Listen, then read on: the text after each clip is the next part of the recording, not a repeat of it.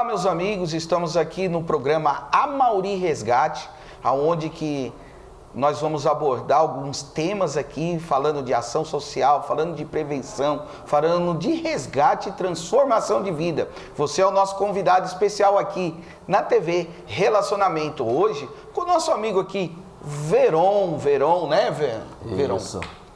E aí, Veron, como começou toda essa trajetória, essas coisas? Conta um pouquinho do Veron, como é que era o Veron antes, entendeu? Como você começou a sua vida, né? Que a gente sabe que hoje, muitas das vezes, o adolescente, ele tem uma dificuldade muito grande hoje de relacionar com as pessoas e tudo, e muitas das vezes acaba percorrendo caminhos que muitas vezes não levam ao progresso.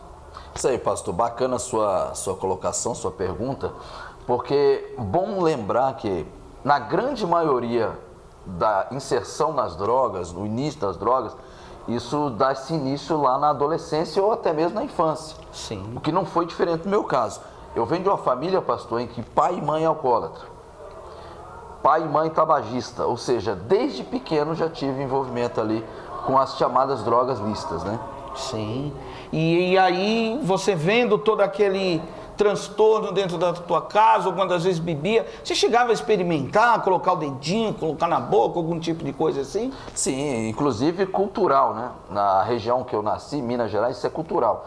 O pai oferecer a bebida alcoólica, colocar na boca da criança, bem citada essa brincadeira aí de colocar o dedinho, né? Colocar na boca da criança. Os bebês isso já acontecia. Sim. Por exemplo, assim, a mãe, vai lá no fogão, acende para mim o cigarro, busca meia de pinga para mim ali no bar. Então, pastor, fica de alerta aí para quem está nos assistindo que quando a gente fala de resgatar, a gente tem que lembrar que melhor que não precisasse ser resgatado. E parte muitas das vezes daí o início das drogas, né? De dentro da própria casa. Uma pergunta que vem à mente aqui agora, por exemplo, você foi alertado?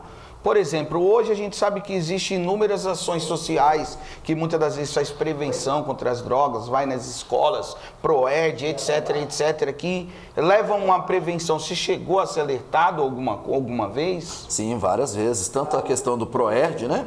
Sim. Me lembro também de propagandas impulsionadas pelo governo na década de 90, a gente tinha muito isso, né? Sim. A propaganda impulsionando, falando a respeito da maconha, a respeito de drogas mais pesadas. E essas informações, infelizmente, não foram suficientes para que houvesse um bloqueio, para que eu não chegasse ao uso. Agora, fica algo aqui para meditação também, que geralmente a informação da droga, ela se dá a droga é ruim. A droga mata. E é como aquela conversinha, né, com a serpente com Eva. Na verdade, quando o adolescente usa a droga, ele descobre que a droga dá prazer. Ele descobre que assim que ele usou, ele não morreu. Concentração de dopamina e etc. Isso. Então, quando ele usa, no meu caso, por exemplo, pastor, eu costumo dizer que a droga me proporcionou algo que eu buscava da minha família, que era atenção. Eu fui campeão de judô, por exemplo, na minha adolescência, campeão mineiro estadual, e a minha família não destacava isso. Não dizia assim, parabéns. Mas quando eu usei droga, todo mundo passou a me olhar. Diferente. Todo mundo passou a me dar atenção, que era o que eu queria. Sim. Só que aí você não imaginava o transtorno que isso ia trazer para sua vida. Não, futuramente. Porque muitas das vezes as pessoas falam, não, começa e tal, para se enturmar num grupo, para participar de alguma atividade ali próximo, de fazer parte de um grupo diferenciado. Só que isso vai trazer transtorno futuro. E o que acabou ocasionando?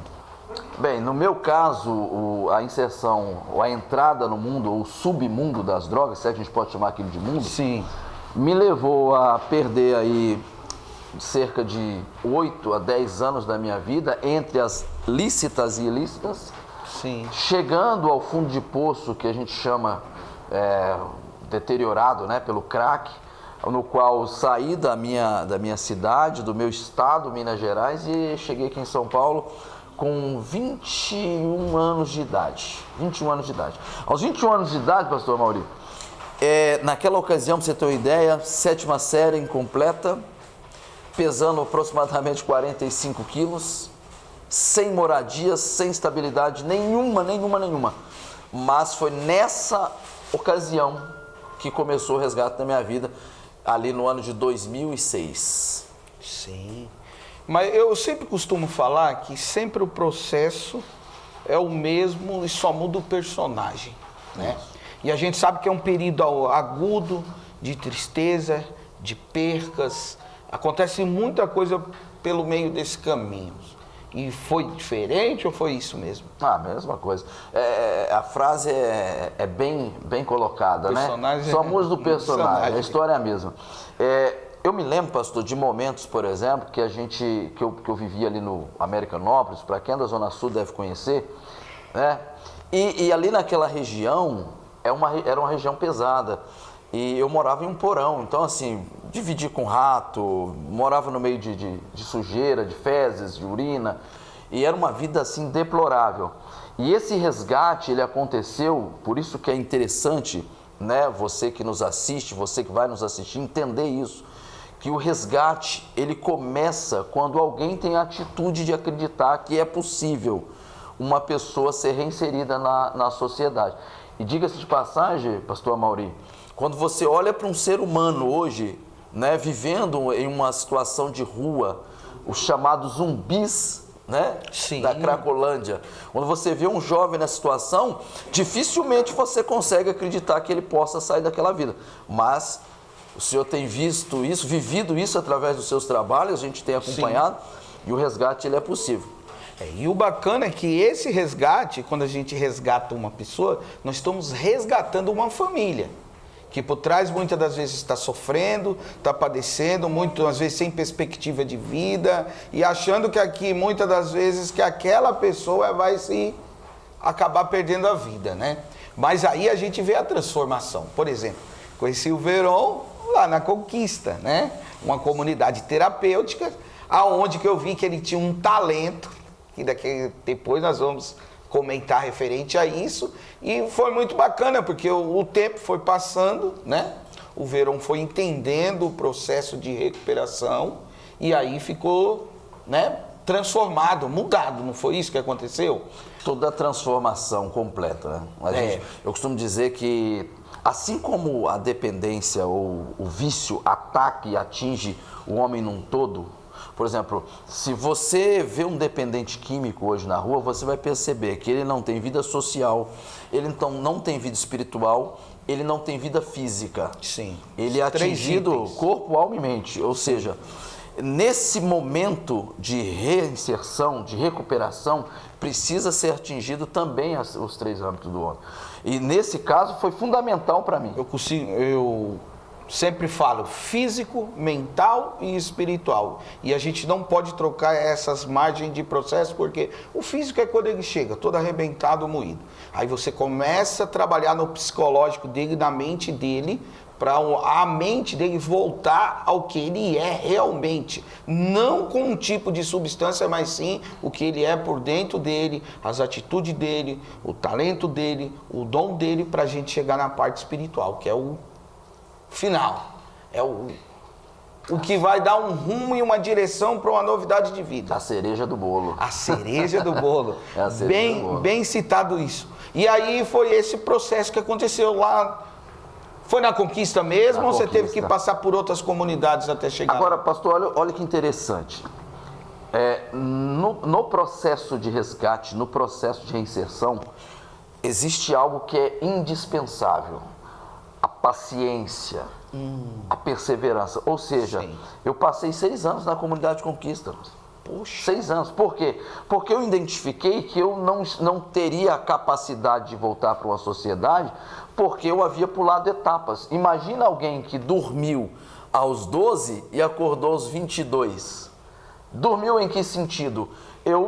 Usando droga, você está praticamente dormindo, você não está vivendo. Sim. Você não participou dos processos naturais da vida, você não amadureceu como homem, você não amadureceu como pessoa. Então você é um moleque, um menino com a mente de 12, com um corpo de 22. Então eu entendi isso, e quando a pessoa entende isso, ela vai perceber que ela precisa de um processo Então eu voltei a estudar dentro da comunidade. Opa. Eu terminei meus estudos lá dentro da comunidade, fiz supletivo dentro da comunidade. Lá dentro participei de programas e projetos terapêuticos, psicoterapêuticos, que fizeram que eu tivesse uma mudança cognitiva fundamental, até mesmo na questão da fala, de se portar. Eu estava esses dias conversando com uma pessoa... Foi aí que surgiu o talento do rap? Não, o rap já vem de longa data. Geralmente essa galera que está na rua tem talento, viu, pastor? Sim, todos eles têm. E inúmeros talentos que muitas das vezes está escondido, porque a substância química, ela bloqueia a mente, o psicológico da pessoa. E a pessoa fica sem rumo, sem direção. Mas aí que é o famoso resgate, o garimpo, a transformação, a mudança, de fazer essa pessoa colocar a mente dela para funcionar, que ela tem talento e dom, e muitas vezes é o próprio Deus que coloca, porque tem certas vezes que a gente ou observa, vocês perguntam, estudou isso, fez aquilo, fez psicologia, fez isso, fez outra coisa. Não, mas por que esse talento? Porque o próprio Deus coloca, e isso tem que ser trabalhado. Porque quando muda o foco, é o que eu sempre falo para eles, muitas das vezes você é ágil para buscar qualquer tipo de substância, para fazer qualquer tipo de coisa. Por que você não coloca isso para o bem? Por que você não inverte esse papel? Por que não existe a famosa conversão?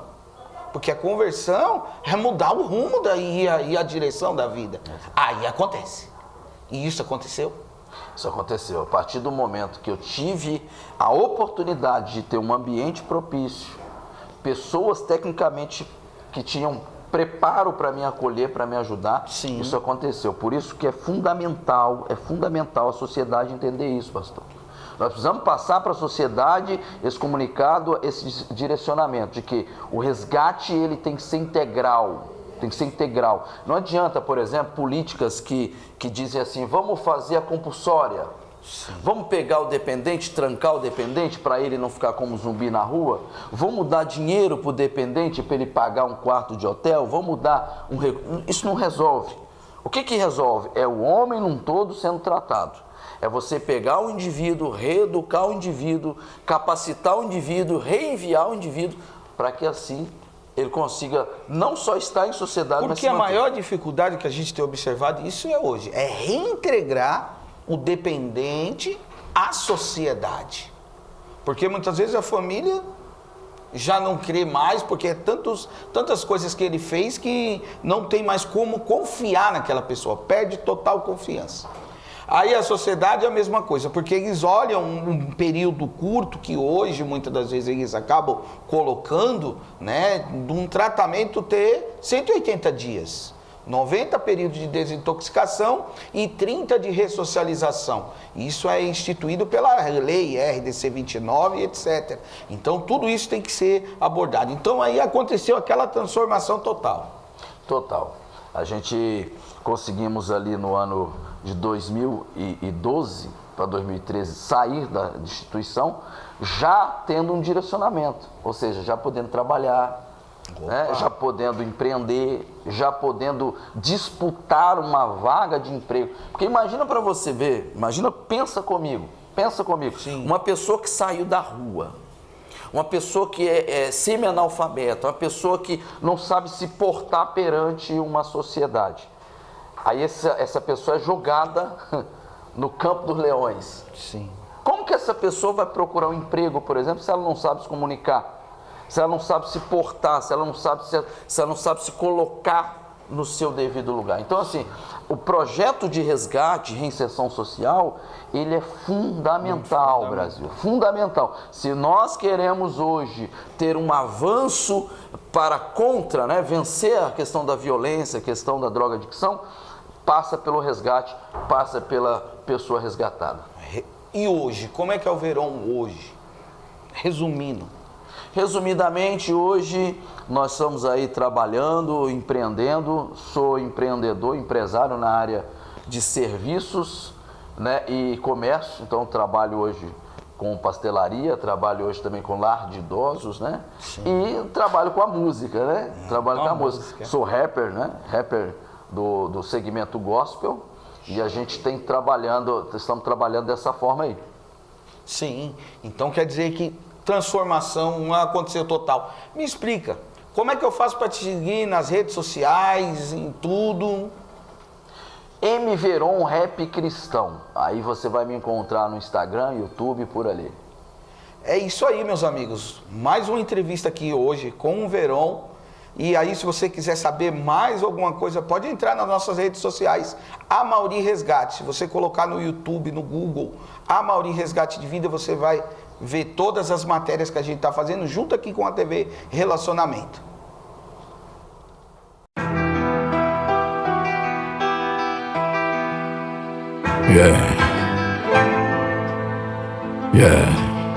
Se eu pudesse, irmão. 0 horas, mais um dia começou. Meu Deus do céu, a minha vida e nada mudou. Ontem esta hora, meu pai, eu te prometi que nunca mais a minha vida iria destruir, fazendo uso dessa droga que destrói, aos poucos me matando, Senhor, como dói. Saber que fiz errado me trouxe a depressão. Por mais que eu não queira, eu sempre estou no chão. Me tornei um ladrão, barato sem estilo, tirado tipo noia, vivendo como um bicho. Um lixo, me tornei sujo, sem aparência, um dia após o outro, vivendo em decadência, sem resistência pra continuar. O crack me tirou o direito de sonhar. É madrugada gelada, sombria, tristezas para mim, é saudades da família. Sou uma ilha sem habitação, ninguém aqui me vê, alguém me estenda as mãos. A solução eu não consigo ter, cheguei à conclusão que eu prefiro morrer. Porque se eu pudesse eu mudaria minha história.